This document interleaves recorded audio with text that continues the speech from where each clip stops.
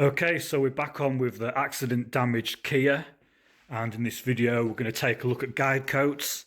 So I've done the repair. It's had a repair on this quarter, repair on the door. The door was quite bad, to be honest. The quarter was bad as well.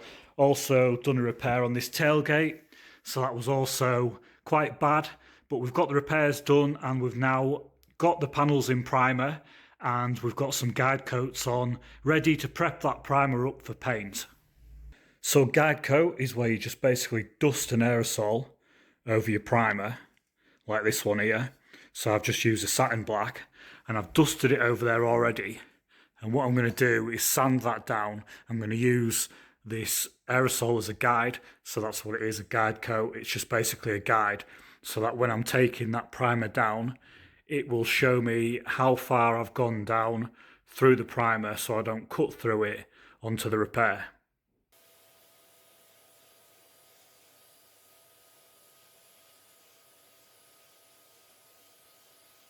So you'll see that I'm using a small block to take down the primer, and that's because the panel is curved. So with it being curved, you wouldn't want to be using a block bigger than that really, because it would start digging in certain places and it just wouldn't take it down even. It'd be okay to use a bigger block over the arch so it curves over, but where my hand's rubbing there, it curves out over. So you can't really use a bigger block there because it'll just dig in. So yeah, it's a bit of a funny one really. It's like got out over curve and it's got sort of in over curve. So the best way to do that is just to use a small block and then finish it off with like a foam block. So I've just got a DA disc on this block and the grade of that disc is a 240. So I'll knock it down with a 240 dry first, and then I'll re-guide coat it again and I'll knock it down with 800, and I'll do it with 800 wet or dry. So I'll knock the panel down wet, and when I've finished doing it with the 800 I'll go over it with a grey Scotch pad. I'll use some prep and blend paste.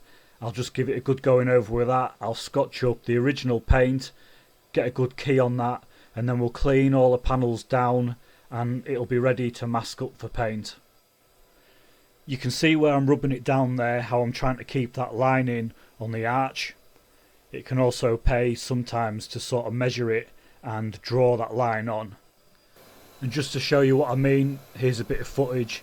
So you'll see that I've drawn that line on, I've gone round it, measured it, and it's even right the way around, just so you can keep that body line in when you're knocking down the primer. It keeps it a nice neat job. And then once you've got all that primer knocked down, all you've got to do is knock the edge off, so you'll have a bit of a sharp edge there. Just round it over by hand with some production paper.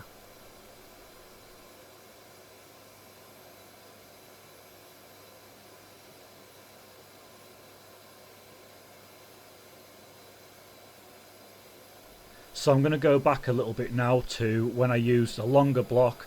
So this is a longer block, or you might call it a flatbed sanding block. So I use this because it's a big long flat block and I just wanted to take down that big longer flat area with that block, and that bit being that longer area on the arch there. So it's a bigger flat surface, so I could use a bigger flat block.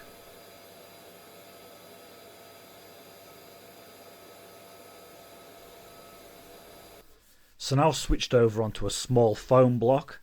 So I'm using a foam block because it will fit into the shape of the panel. So we've got some funny shapes going on there. We've got out over from that centre bit of the door. It starts to curve out, and then also where the arch is, that comes over. So the door comes over to meet that body line on the arch, and from the centre lower down it sort of curves out over. So you've got some funny shapes going on there. You wouldn't use a rigid block because the edges of the block would gouge the panel. So these foam blocks are ideal.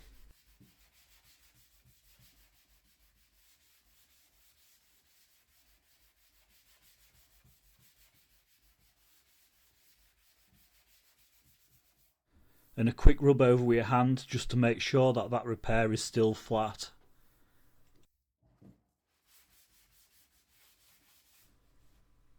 So that's it all rubbed down with a 240 now. Next job is to re-guide coat it and then rub it down with 800 wet or dry. So we've got some 800 wet or dry, and we're just going to rub the panels down with a small flat block. We'll do what we can with a small flat block, and in those areas that we talked of, the curved areas, we'll just do it by hand.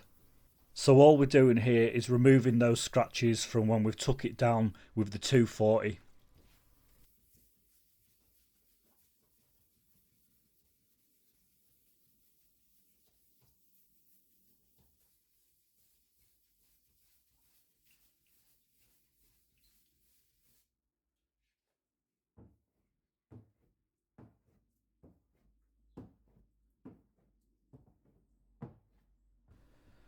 So through the videos that I've put together so far on this job, you'll see that bodywork is very time consuming.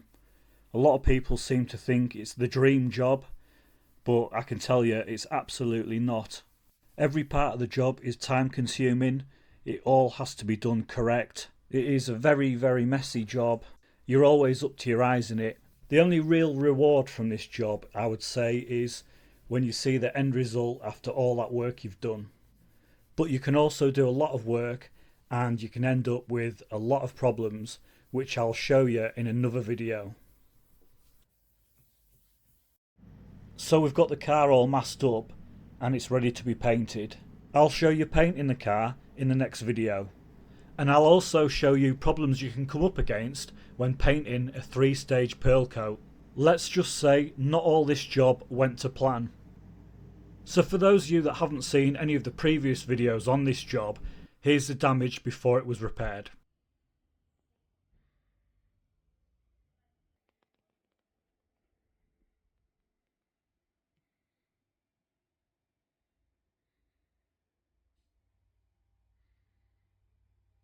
Next time on the Kia Sportage salvage rebuild, we take a look at painting the car. We take a look at painting the rear bumper, the tailgate panel, also the bonnet and the front bumper. And I'll show you what can go incredibly wrong when painting a 3-stage pearl.